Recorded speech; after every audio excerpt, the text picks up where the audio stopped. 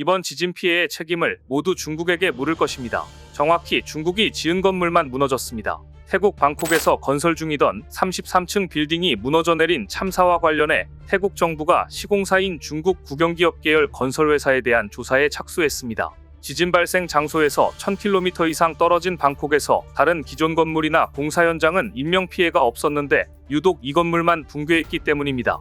해당 중국 회사는 소셜미디어에 건물 완공과 관련해 올렸던 게시물을 붕괴 사고 직후 삭제한 것으로 알려졌는데요. 반면 태국 내 한국 건설회사가 지은 63층 빌딩은 멀쩡한 것으로 알려져 대비되고 있습니다. 과연 무슨 일이 일어난 것인지 자세히 알아보겠습니다. 지난 28일 규모 7.7 강진이 미얀마 중북부를 강타했습니다. 로이터에 따르면 이날 미얀마 군사정권 당국은 이번 강진으로 인한 사망자 수가 약 1,700명이고 부상자도 3,400명 이상에 이르렀다고 발표했습니다. 미얀마의 민주진영 임시정부이자 반군인 국민통합정부는 초기 평가 결과 건물 2,900채 이상, 도로 30개, 다리 7개가 붕괴됐다고 발표했습니다. 미국은 여러 예측 모델에 따라 미얀마 강진으로 인한 사망자가 1만 명을 넘을 수 있다고 추산했습니다.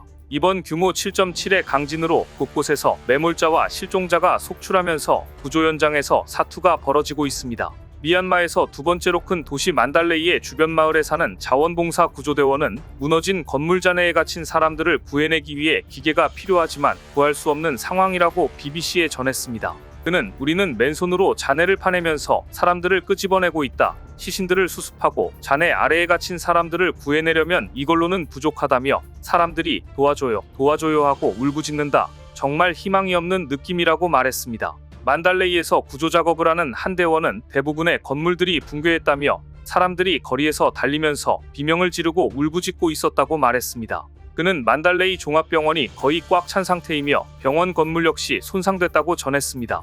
그는 밤이 돼도 사람들이 집에 들어가는 것을 두려워하고 있었고 잠을 이루지 못해 길바닥에 앉아있는 이들도 있었다며 눈앞에서 가족, 친구, 친인척이 사라지는 것을 보고 사람들이 공포에 떨고 있다고 말했습니다. 미얀마 수도 네피도 지역에서 구조작업에 참여 중인 한 대원은 무너진 건물 잔해 아래 사람들이 갇혀서 도움을 요청하는데도 구조할 방법이 없었다고 말했습니다. 미얀마의 경우 외국으로부터 지원을 받더라도 쿠데타로 집권한 군사정권이 일부 지역에는 고의로 이를 전달하지 않을 것이라는 우려도 나옵니다. 그런데 지진 발생 지역인 미얀마에서 1000km 정도 떨어진 방콕에서도 33층의 건물이 무너져 큰 피해를 입어 태국도 충격에 빠졌습니다. 28일 미얀마 중부에서 규모 7.7의 강진이 발생한 가운데 지진 발생 지역과 1000여 킬로미터 떨어진 태국 수도 방콕에서도 건설 중이던 고층 빌딩이 무너져 다수의 사상자가 발생했습니다. 외신 등에 따르면 태국 구조대는 이 사고로 건설 노동자 117명이 매몰되고 5명이 사망했다고 전했습니다. 무너진 건물은 방콕의 대표적인 관광 명소인 짜뚜짝 시장 근처에서 건설 중이던 30층 높이의 건물입니다. 그런데 문제는 다른 건물들은 다 괜찮은데 딱 한 개의 중국 건설회사가 지은 건물만 무너졌다는 것입니다. 이와 관련해 소셜미디어에는 건설 중이던 고층 건물이 먼지 폭풍을 일으키며 종이장처럼 한순간에 와르르 붕괴하는 모습이 담긴 영상이 빠르게 확산했습니다. 또 방콕 곳곳에 빌딩과 아파트, 쇼핑몰 등 건물이 심하게 흔들리면서 놀란 주민들이 길거리로 황급히 뛰쳐나왔습니다. 영국인 관광객 프레이저 모터는 AP에 방콕 쇼핑몰에 있다가 갑자기 건물이 흔들리기 시작했고 곧이어 비명과 함께 공포스러운 분위기가 됐다면서 고층 건물에서 멀리 떨어진 공원으로 대피했다고 밝혔습니다. 이어 밖에 나와 건물을 올려다보니 먼지와 잔해가 떨어지고 있었다면서 엄청난 카오스였다고 덧붙였습니다. 방콕에는 1,700만 명이 거주하고 있으며 고층 아파트에 거주하는 사람도 많은 것으로 전해집니다. 그래서 태국 정부는 해당 건물의 시공사인 중국 국영기업 계열 건설회사 등을 상대로 조사에 나섰습니다. 해당 회사는 소셜미디어에 건물 완공과 관련해 올렸던 게시물을 붕괴 사고 직후 삭제한 것으로 알려졌습니다. 현지 매체는 패통탄 친나와 태국 총리가 전날 내무부산하 공공사업 도시농촌계획국의 전문가위원회를 구성해 이번 사고를 철저히 조사한 뒤 일주일 안에 조사 결과를 보고하라고 지시했다고 보도했습니다. 지진 발생 장소에서 1000km 떨어진 방콕에서 다른 기존 건물이나 공사 현장은 인명피해가 없었는데 유독 이 건물만 붕괴했다고 패통탄 총리는 지적했는데요. 패통탄 총리는 특히 위원회의 건물 설계 승인기관, 승인 방법 등을 조사하고 붕괴 요인을 밝혀내라고 강조했습니다. 그는 이번 사고를 철저한 조사를 통해 책임을 강력히 물을 것이라고 밝혔습니다. 그는 정계 입문 전까지 신나왓 일가의 부동산 사업을 관리해왔습니다. 패통탄 총리는 내 건설업계 경험상 이런 문제는 본 적이 없다며 건설 예산의 상당 부분이 배정됐고 완공기한이 연장되었기 때문에 철저히 조사해야 한다라고 꼬집었습니다. 이 건물은 지난 3년간 약 900억 원 이상의 예산을 들여 공사를 진행해왔는데요. 이 건물의 공사를 맡은 곳은 중국 거대 국영기업인 중국철로 총공사 계열 건설회사인 중철 19개 주도로 이뤄졌습니다. 이미 지난해 3월 말 건물의 구조물 뼈대 공사가 끝났는데도 이 건물만 붕괴한 것은 설계 또는 시공상 결함일 가능성이 크다는 지적이 나왔습니다. 영국 일간 텔레그래프는 일부 전문가를 인용해 빌딩이 대들보등 지지 구조물 없이 수직기둥의 바닥 슬래브가 곧바로 연결된 무량판 구조인 점을 지적했습니다. 방콕의 부드러운 토양까지 더해져 지진 때 땅의 진동이 증폭됐을 수 있다는 것입니다. 이미 지난해 3월 말 건물의 구조물 뼈대 공사가 끝났는데도 이곳만 붕괴한 것은 설계 또는 시공상 결함일 가능성이 크다는 지적입니다. 이와 관련해 시공사인 중국 기업은 이 건물 프로젝트와 관련한 SNS 게시물을 붕괴 직후 서둘러 삭제해 중국 내에서도 흔적 지우기라는 비판이 제기되고 있습니다. 중국 매체 차이신과 일본 아사히 신문 등에 따르면 이 회사의 공식 계정에는 지난해 3월 말 기준 건물 골조 공사가 최상층까지 완성됐다는 게시물이 올라왔는데 이번 지진 및 건물 붕괴 이후 이 게시물은 확인할 수 없는 상태가 됐습니다. 이와 관련한 기사들에는 위기관리의 모범이다라고 비꼬거나 앞으로 중국의 건설을 발주할 나라가 있겠느냐고 질타하는 댓글이 잇따르고 있습니다. 그런데 그 와중에 바로 옆에 있던 한국의 63층 건물은 전혀 문제가 없이 멀쩡해 대비를 이루고 있습니다. 바로 방콕 시내 사일론가에 위치한 랑산타워입니다. 이 건물은 1990년대 삼성건설이 수주해 단독으로 지은 63층짜리 빌딩입니다. 당시 삼성건설이 난공사의 이 타워를 완벽하게 시공해냄으로써 태국의 발판을 굳히고 한국 건설업체의 기술력을 높이는 계기가 됐습니다. 앞서 말씀드렸던 것처럼 방콕은 연약 지반입니다. 흔히 밀가루 집안이라고 부를 정도로 집안이 약했는데요. 최근에 서울에서 발생한 싱크홀 사건처럼 완공된 도로가 어느 날 푹 꺼져버리는 경우가 한 달에도 한두 번씩 일어나는 곳이 방콕입니다. 그래서 집안을 지지하기 위해 지하 60m까지 549개의 콘크리트 파일을 박아야 했습니다. 골조가 아닌 콘크리트 방식으로 올리는 고층 건물이어서 통상 강도의 2배의 콘크리트를 써야 했습니다. 랑산타워 공사에서 갖가지 진기록도 작성됐습니다. 태국에서 처음으로 시도된 톱다운 방식이 그중 하나, 지하 6층과 지상 63층의 시공을 동시에 진행시킴으로써 공기를 단축시켰습니다. 지하 6층도 방콕에서는 가장 깊습니다. 크랙 없이 대규모 콘크리트를 친 것도 세계적인 기록이었습니다. 방콕의 외부 온도는 섭씨 36도인데 콘크리트를 칠 때 발생하는 열은 섭씨 95도가량 됩니다. 콘크리트에서 발생하는 열과 외부 온도의 차이가 25도를 넘으면 콘크리트가 갈라지게 되는데요. 삼성건설은 크랙을 막기 위해 스티로폴을 활용, 하루에 온도가 2.5도씩 떨어지도록 했습니다. 콘크리트와 스티로폴 사이의 온도 차이를 2.5도밖에 나지 않도록 한 것이 완벽 시공의 노하우였습니다. 콘크리트를 치던 날 현지 건설업체 관계자들이 타워 현장에 모여들어 화제가 되기도 했습니다. 완공 뒤 랑산타워는 태국 정부가 주관한 태국안전대회에서 건설부문 우수상을 수상하며 인정도 받았습니다. 이번 사태로 인해 태국 내 반중 정서는 더욱 극심해질 것으로 예상됩니다. 패통탄 총리가 지적한 것처럼 지진 발생 장소에서 1000km 떨어진 방콕에서 다른 기존 건물들은 멀쩡한데 유독 중국 건설회사의 건물만 붕괴하면서 막대한 인명피해를 초래했기 때문입니다. 결국 부실공사로 인해 발생한 참사로 중국의 건설 신뢰도는 더욱 추락할 것으로 보입니다. 미얀마는 지금 13년 만에 발생한 강도 7 이상의 대지진으로 홍역을 앓고 있습니다. 기록적인 강진으로 미얀마 군정은 피해 지역에 대해 비상사태를 선포하였고 현재 인도주의적 지원을 요청하고 나선 상태입니다. 군정이 다스리는 나라에서 외부의 원조를 요청할 정도면 상황이 얼마나 심각한지 짐작할 수 있습니다. 미얀마의 진앙지에서 1000km나 떨어진 방콕에서도 고층 건물이 심하게 흔들리는 등 지진 피해를 호소하는 문의가 빗발쳤습니다. 다만 특이한 점은 중국 국영기업 계열 건설사에서 지은 33층짜리 고층 건물만 붕괴되었다는 것입니다. 이에 중국의 부실공사에 대한 합리적 의구심이 확산되는 분위기입니다. 먼저 지금까지 알려진 미얀마 강진에 따른 피해 상황을 살펴보겠습니다. 미얀마 중부의 만달레이에서 서남서쪽으로 33km 떨어진 지점에서 발생한 강진은 규모 7.7로 이례적인 수준의 강도입니다. 지금 보시는 장면은 미얀마 강진으로 인해 건물 아래 층이 무너져 기울어진 모습입니다. 구조대원들이 건물 앞에서 사람들을 구조하고 있습니다. 두 번째 보시는 붉은색 건물도 지진으로 인해 저층부 지지대가 쓰러진 채 옆 건물에 기대어 있습니다. 지진의 강도가 얼마나 강했는지 마지막에 보이는 영상은 흡사 건물에 폭탄이 떨어진 것처럼 자욱하게 파편이 일며 건물이 무너져 내렸습니다. 미얀마는 인도, 오스트레일리아판과 유라시아판이 만나는 지점에 위치해 대형 지진이 주기적으로 발생하는 나라입니다. 2011년 3월 24일 규모 7.0의 강진으로 최소 151명의 사망자가 발생한 적이 있습니다. 또 2016년 8월 24일에 규모 6.8의 지진으로 수백 개의 고대사원과 건축물들이 파손되기도 했습니다. 이번 지진은 규모 7.7의 역대급 규모로 13년 만에 처음으로 대형 지진이 발생한 것입니다. 미얀마 주변국인 태국과 방글라데시까지 영향을 미쳐 전 세계가 주목하고 있습니다. 태국 방콕에 위치한 한 호텔의 영상입니다. 이 지진으로 태국에서는 여행을 즐기던 우리 국민들도 지진으로 공포에 떨어야 했습니다. 방콕에 위치한 한 호텔 루프탑 수영장에서 강진을 만나 아이를 달래야 했던 한국인의 사연이 공개되기도 했습니다. 영상을 보시면 수영장물이 출렁거리면서 큰 파도가 일고 있는 모습입니다. 건물이 흔들리면서 수영장물이 건물 창문으로 부딪혔고 건물 내부 계단을 통해 폭포처럼 흘러들어갔습니다. 건물 한쪽은 충격으로 갈라지고 부서져 흔적들이 고스란히 나타났습니다. 또 바깥에서는 루프탑 수영장의 물이 건물 외벽을 타고 대형 폭포처럼 쏟아져 내렸습니다. 내부의 상황은 더욱더 심각했습니다. 수영을 즐기던 두 남녀가 물이 출렁이자 이상한 기운을 감지하고 서둘러 수영장을 빠져나옵니다. 상황을 잠시 지켜보던 사람들은 서둘러 건물 안으로 자리를 피합니다. 이후에 수영장에 떠있던 물건들은 건물 바깥으로 물과 함께 낙하합니다.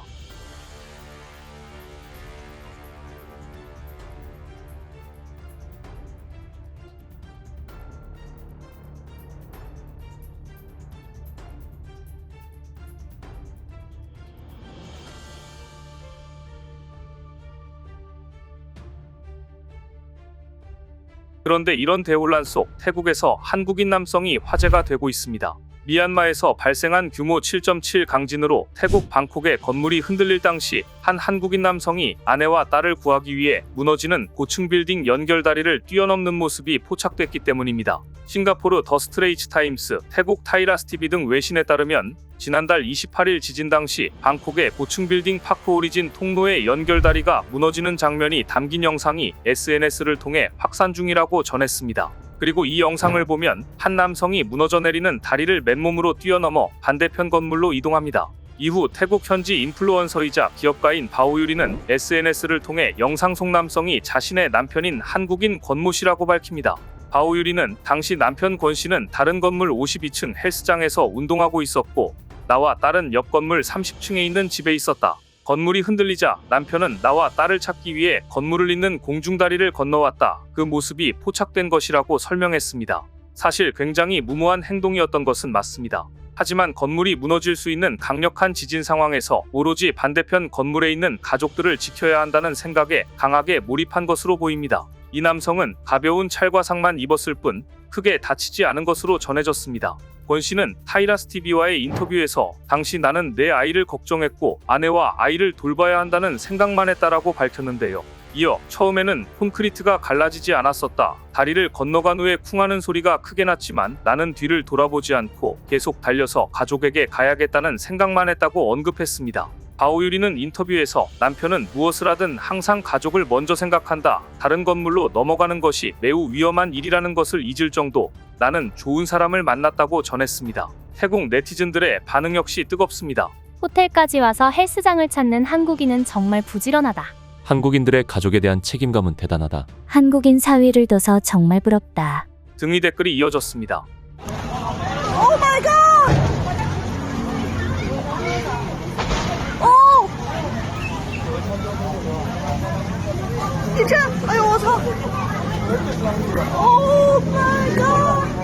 외신에 따르면 이번 미얀마 강진으로 지난 1일 기준 사망자는 2,056명, 부상자는 3,900명 이상 270여 명은 실종 상태인 것으로 확인됐습니다. 하지만 잔해에서 시신이 지속적으로 발견되고 있어 정확한 피해 규모를 파악하기에 역부족인 상황입니다. 추가적으로 피해 규모가 더 클 것이라는 관측이 힘을 얻고 있습니다. 이런 가운데 미얀마의 경제적 손실 추산치가 미얀마 국내 총생산인 GDP를 넘어설 가능성마저 제기되고 있습니다.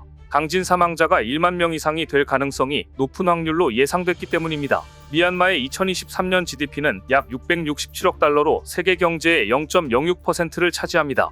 2021년 미얀마 내부적으로 군부 쿠데타가 벌어진 이후 내전 등의 이유로 경제 상황이 악화된 것까지 반영된 것입니다.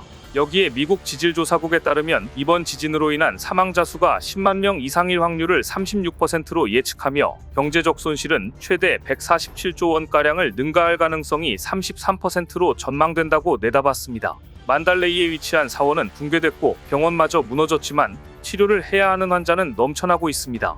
현재까지도 시신 수습 작업과 매몰된 사람들을 구조하기 위해 인력과 자원이 턱없이 부족한 상황입니다.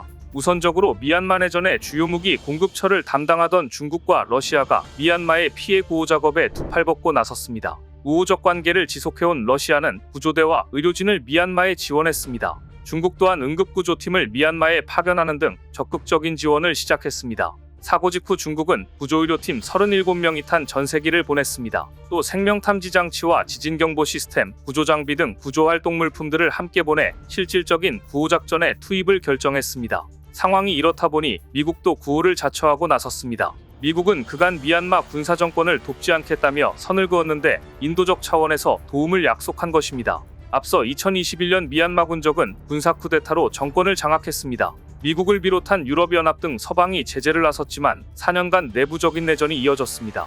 장기간의 내전으로 이미 미얀마 내부에서는 의료체계와 인터넷 통신망 등이 대부분 손쓸 수 없는 상태에 이르렀습니다. 여기에 덮친 최근의 강진으로 미얀마는 전 세계를 향한 인도적 구호를 요청하는 지경에 처했습니다. 전 세계가 미얀마의 재난 상황에 주목하고 있는 가운데 인도와 아세안 재난관리 인도적 지원조정센터도 구호활동에 동참했습니다. 태국, 말레이시아, 싱가포르 등도 구호물자와 인력을 공급하며 도움의 손길을 내밀었습니다.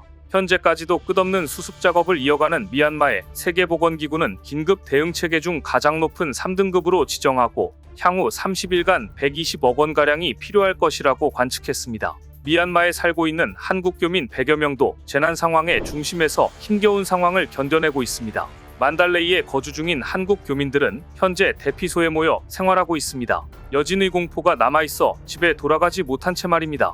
하루빨리 미얀마가 일상을 되찾을 수 있었으면 좋겠습니다. 그런데 이번 지진으로 상당한 피해를 본 해외 기업이 있습니다. 다름 아닌 도요타입니다. 도요타를 포함한 일본 자동차 기업들은 그동안 동남아 전초기지로 태국과 미얀마에 집중 투자를 해왔는데요. 지난 2022년 국제적 비판에도 아랑곳하지 않고 일본 도요타는 미얀마 신공장 가동을 시작했습니다. 외국계 기업들의 미얀마 진출 투자가 쿠데타를 일으켜 민선 정부를 전복한 군부에 도움이 된다는 국제적 비판 여론에도 불구하고 도요타는 현지 공장 가동을 강행해 국제사회의 비난을 초래했습니다.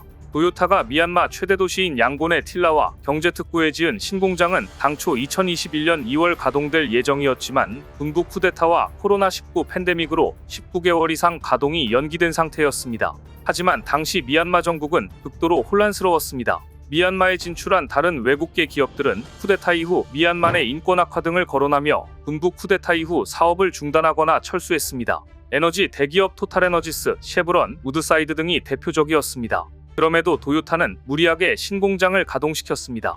국제인권단체인 휴먼라이츠 워치는 도요타와 미얀마의 투자, 사업을 재개하려는 모든 기업들의 인권 실사를 실시할 것을 촉구했습니다. 휴먼라이츠 워치는 도요타는 미얀마 군부 소유의 대기업과 그 자회사들과 거래하는 것을 확실히 삼가해야 한다고 강조했을 만큼 도요타의 행동은 서방 사회의 비난의 중심이 됐습니다.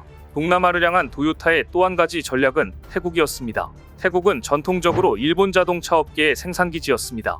하지만 최근 들어 일본 자동차 제조업체들은 태국에서 철수하거나 감산을 하는 추세였습니다. 여기에는 도요타 입장에서는 조금 억울한 측면이 있을 수 있습니다. 수년간 태국에 공을 들였지만 뒤통수를 맞았기 때문입니다. 세계적인 전기차 전환의 흐름 속에서 태국 정부는 도요타를 버리고 비아디를 밀어주기 시작합니다. 태국 정부의 지원에 힘입은 비아디 등 중국 전기차 제조업체의 선전 속에 일본 브랜드들이 밀려나기 시작한 것입니다.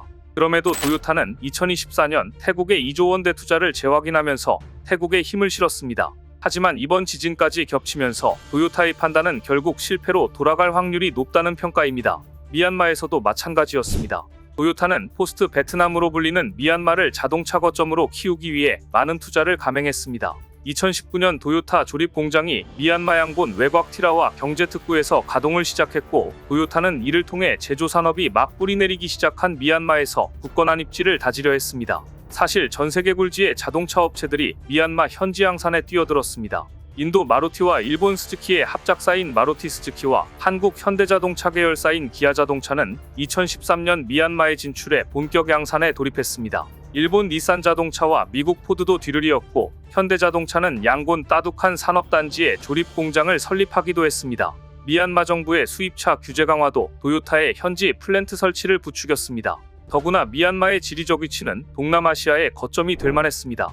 도요타는 미얀마를 거점으로 삼아 연간 100만 대의 자동차를 수출해 동남아 핵심 차량 공급망으로 꼽히는 태국과 함께 시너지를 낼 것으로 기대하고 있었습니다. 이에 도요타는 태국 공장 설비를 미얀마 현지 생산의 마더 팩토리, 즉 제품 개발과 제조의 중심이 되는 공장으로 활용해 앞으로 기술과 노하우를 미얀마로 이전한다는 야심찬 계획을 세우기도 했습니다.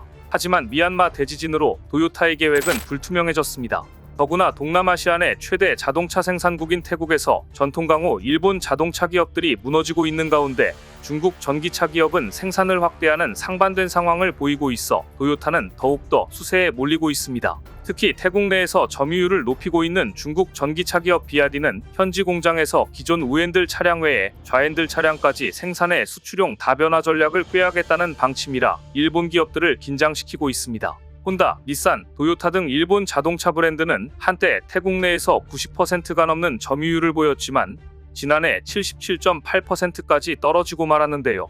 여전히 높은 점유율이라고 볼 수도 있지만 수년간 수조 원대의 투자를 진행한 일본 기업들 입장에서 단기간에 10%가 넘는 점유율 추락은 분명 치명적입니다. 결국 닛산은 태국 방콕에서 운영 중인 공장 중 규모가 큰 1공장의 생산을 일부 중단하고 직원 약 1000명을 내년 가을까지 해고하거나 다른 사업장으로 이전시킬 계획입니다.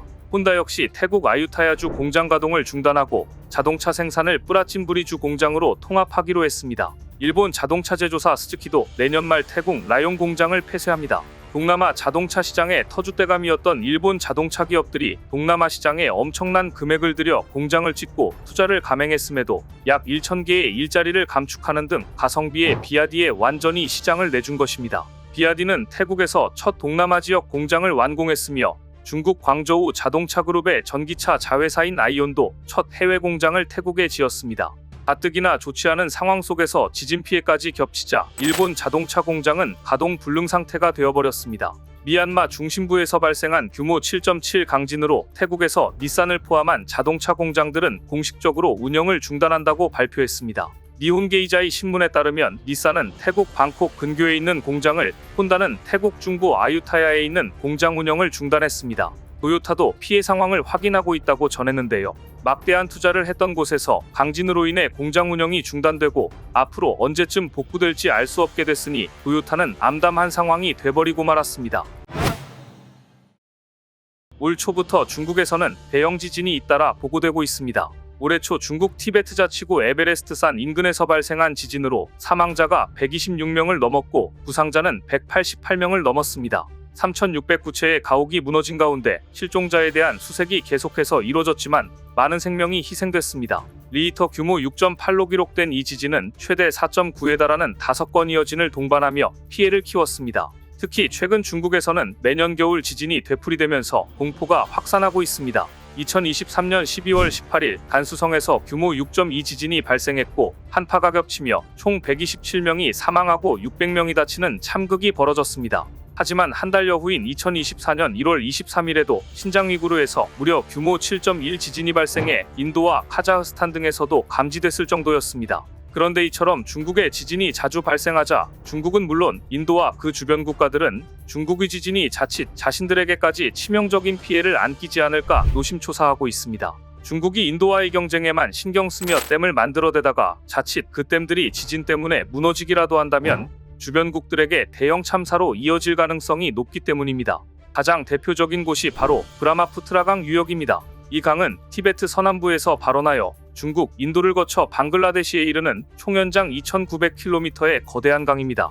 티베트 고원의 앙시 빙하지대에서 발원한 이 강이 물줄기는 인도에 진입하기 직전 중국 영토에서 남차바로와 봉우리를 끼고 유턴을 하는데 이때 해발 고도가 평균 3,000m에서 660m까지 급격히 낮아지기 때문에 수력 발전에는 천혜의 입지라는 평가입니다. 그래서 중국은 이곳에 거대한 수력발전소를 건설하겠다고 선언했고 인도를 비롯해 주변 국가에 마찰을 일으키고 있습니다. 2024년 12월 말 발표된 중국 정부의 건설 계획을 보면 중국은 티베트 자치구 지바이촌 인근에서 남차바로와 봉우리를 관통하는 4개의 거대한 수로를 뚫어 산 너머에 있는 모터현까지 연결하겠다고 했습니다. 천혜의 자연이 남아있는 이 지역에 산을 뚫어 수로를 만들겠다는 것입니다. 자연 파괴를 하지 않고서는 도저히 불가능한 일이라 여겨집니다. 안타깝게도 중국이 계획 중인 모터 수력발전소는 여러 가지 문제점을 안고 있습니다. 첫째, 이 지역은 단순히 지형이 험준한 지역이 아니라 지진과 산사태가 빈번하게 일어나는 지질학적으로 불안정한 지역입니다. 히말라야 산맥은 잘 알려져 있다시피 인도, 오스트레일리아 대륙판과 유라시아 대륙판이 충돌하면서 솟아오른 습곡산맥인데요. 밀도가 유사한 두 개의 대륙판끼리 충돌해서 만들어진 까닭에 파산활동은 저조하지만 지진은 상당히 활발한 특징을 보이는데 그 중에서도 수력발전소 건설 예정지인 모터 지역은 지진이 빈번한 지역입니다. 실제로 1950년에는 리히터 규모 8.6의 무시무시한 지진이 발생해 700명이 넘는 사람이 목숨을 잃었고 지진의 충격은 수백 킬로미터 떨어진 콜카타에서도 느껴졌을 정도였습니다. 하지만 이게 끝이 아니었습니다. 대규모 산사태로 토사가 퇴적되어 8일이나 강물이 막혀 있었는데 결국 수압을 이기지 못한 토사가 무너지며 물난리가 나서 500명이 넘는 주민이 추가로 생명을 잃기도 했습니다. 사정이 이렇다 보니 일각에서는 두부 위에 세계 최대의 수력발전소를 건설하는 것과 마찬가지라는 비판이 나오고 있습니다. 그래서 지금 인도와 방글라데시는 이 문제로 상당히 불안을 느끼고 있는데요. 자칫 모터 지역에서 지진이나 산사태가 발생하면 그야말로 상상하기도 싫은 끔찍한 인재가 인도와 방글라데시를 덮칠 것이기 때문입니다. 실제로 중국의 양심 있는 몇몇 지질학자들은 지진으로 인한 산사태 위험이 통제 불가능한 수준이라서 수력발전소 건설에 중대한 위협 요인이 될 수 있다고 지적하기도 했고 여러 가지 문제점을 고려하면 모터 지역에 수력발전소를 건설하는 것은 실현 불가능하다는 주장도 제기되고 있습니다. 두 번째 문제는 브라마푸트라 강이 인도 전체가 사용하는 지표수의 약 29%를 공급하는 강이라는 점입니다. 상류에 위치한 중국이 자기들 수요를 해결하기 위해 하류로 흘려보내는 물량을 줄이면 그렇지 않아도 물 부족이 심한 인도에서는 물 부족으로 고통받을 수도 있습니다. 이쯤 되자 인더스강이나 브라마푸트라 강처럼 인도에게 지정학적으로 중요한 강의 상류에 위치한 중국이 언제든지 마음만 먹으면 인도 경제에 목조르기를 할 수 있다는 극단적인 분석을 제기하는 사람들도 있습니다. 이들은 메콩강 상류에 무려 11개의 댐을 건설하여 이미 인도차이나 국가들에게 비곁을 먹인 바 있는 중국이 인도에게 똑같은 짓을 하지 않으리라는 보장이 없다고 주장합니다. 실제로 모터 지역은 중국은 물론 전 세계에서도 가장 외딴 곳입니다. 인도는 인구 밀도도 매우 희박한 산악지형이 수백 킬로미터에 걸쳐져 펼쳐진 곳인데 왜 이곳에 3억 명에 달하는 인구가 쓸 수 있는 거대한 수력발전소가 건설되어야 하는지 이해할 수 없다고 지적하고 있습니다. 한마디로 발전소라는 가면을 쓰고 실제로는 인도를 견제할 수 있는 지정학적인 위치를 점유하려는 목적이라고 주장하고 있습니다. 우려는 이미 현실이 되고 있습니다. 최근 발생한 미얀마 대지진은 미얀마 남북을 관통하는 사가잉 단층에서 발생했습니다. 지도를 보면 중국과 인도를 가르는 중심부에 위치해 있습니다. 중국이 사가잉 단층 근방에 수력발전소를 세운다는 것이 얼마나 위험한 발상인지 이번 사례를 통해서도 충분히 짐작 가능합니다. 최근 중국은 위험한 기술 개발도 서슴지 않고 있습니다. 얼마 전 중국 과학자들은 지구에서 가장 깊은 해구로 알려진 마리아나 해구에서도 마치 가오리처럼 움직일 수 있는 미니어처 로봇을 개발하는 데 성공했습니다. 심해 미니어처 다모드 로봇이라 이름 붙여진 이 로봇은 국제학술지인 사이언스 로보틱스 홈페이지 소개됐습니다. 수심 약 1만 미터의 심해에서 자율적인 동작 수행에 성공한 이 미니어처 로봇은 6년간 중국 대학들의 공동연구로 개발됐다고 하는데요. 연구팀은 길이는 50cm가 채 안 되고 무게는 1.5kg에 불과한 미니어처 로봇을 개발하면서 만타가오리의 움직임을 모방해 설계했습니다. 이 로봇의 성능 검증을 위해 남중국해의 하이마 냉천, 중남아이산, 마리아나해구 깊이에서 테스트가 진행됐다고 하는데요. 로봇은 마리아나해구 심해에서 만타가오리처럼 헤엄치고 바닥에서는 바닷가재처럼 기어다닐 수 있었습니다. 특히 헤엄과 기어가기의 모두 전환이 0.75초 내에 가능했습니다. 하지만 심해는 극한의 압력, 저온, 어둠 등으로 지상과는 환경이 전혀 달라 아주 오랜 기간 인간이 접근할 수 없는 곳으로 여겨졌습니다. 특히 심해 지역은 아직 알려지지 않은 영역이 많은데 중국이 이럴 로봇을 심해로 자주 투입시키고 각종 실험을 하게 되면 자칫 해저 지진을 유발시킬 수도 있다는 우려가 나오고 있습니다. 그런데 이렇게 예민한 시간에 중국에서 특이한 지진이 발생했습니다. 대부분이 잠든 늦은 밤 땅이 크게 흔들립니다. 놀란 사람들이 잠옷 차림으로 뛰쳐나와 집 앞 공터를 가득 메웠습니다. 26일 새벽 1시 20분쯤 중국 허베이성 랑팡시에서 규모 4.2의 지진이 발생했습니다. 허베이성 스자장과 슝안신구, 베이징, 텐진 일부 지역에서도 진동이 감지됐습니다. 그리고 4분 뒤인 같은 날 오전 1시 25분 융칭현에서는 규모 2.9의 여진도 발생했습니다. 첫 지진 발생 후 7.5초 만에 중국 지진경보망이 경보를 발령했으며 중국 지진국은 3단계 비상대응에 들어갔습니다. 한밤중에 여진은 이어졌습니다. 인구 밀집 지역인 베이징 인근에서 지진이 발생하자 불안감은 커지고 있습니다. 베이징과 이를 둘러싼 텐진, 허베이성에는 1억 1천만 명 넘게 살고 있습니다. 중국에서 왜 이렇게 지진이 잦아진 것일까 의견이 분분한 가운데 일각에서는 무분별한 자원채굴이 지진의 원인이라는 분석도 나오고 있습니다. 대표적인 지역이 바로 티베트 자치구입니다. 지난 1월에는 티베트 자치구에서 규모 6.8의 강진이 일어나 최소 300여 명이 죽거나 다쳤습니다. 이 장면은 올해 초에 일어난 일입니다. 땅이 흔들리자 선생님들이 아이들을 감싸 안고 급하게 대피시킵니다. 학교 교실에서도 흔들림을 느낀 학생들이 단체로 뛰어나갑니다. 공황에 빠진 사람들도 있었습니다. 기차역은 표를 구하려는 사람들로 붐볐고 도로에도 도시를 빠져나가려는 차량들이 몰렸습니다. 최근 지진이 이어지면서 불안했던 주민들이 규모 4.8의 지진이 또 발생하자 대지진 직전의 이상징후라고 생각해 도시를 탈출하려 한 겁니다. 지난 2일 중국 닝샤에서 벌어진 일인데 주민들이 우려를 보여주기라도 하듯 최근 중국 서부에는 지진이 잇따르고 있습니다. 티베트를 쑥대밭으로 만든 7.1 강진 발생 하루 반 만에 티베트와 1000km 떨어진 칭하이성에 5.5의 지진이 일어난 겁니다. 사실 이 지역은 유라시아판과 인도판이 만나는 지역이어서 두 지각판이 충돌할 때마다 단층 활동이 활발해져 주변에 지진이 발생할 수 있습니다. 중국 정부도 이 지진의 원인 중 하나로 내부 지각에 파열을 꼽았습니다. 하지만 지금도 티베트 망명 정부는 중국이 티베트에서 석탄과 리튬 등 자원을 채굴해온 게 영향을 미쳤다고 주장하고 있습니다. 무분별한 채굴이 집안을 약화시켰다는 겁니다. 이처럼 주변국들과의 마찰은 물론 많은 우려를 낳고 있는데도 불구하고 대규모 댐 건설 및 탐사를 진행하는 중국, 이런 독단적인 모습을 언제까지 계속할지 의문입니다. 오늘 준비한 소식은 여기까지입니다. 댓글을 통한 여러분들의 많은 의견 기다리겠습니다. 시청해주셔서 감사합니다.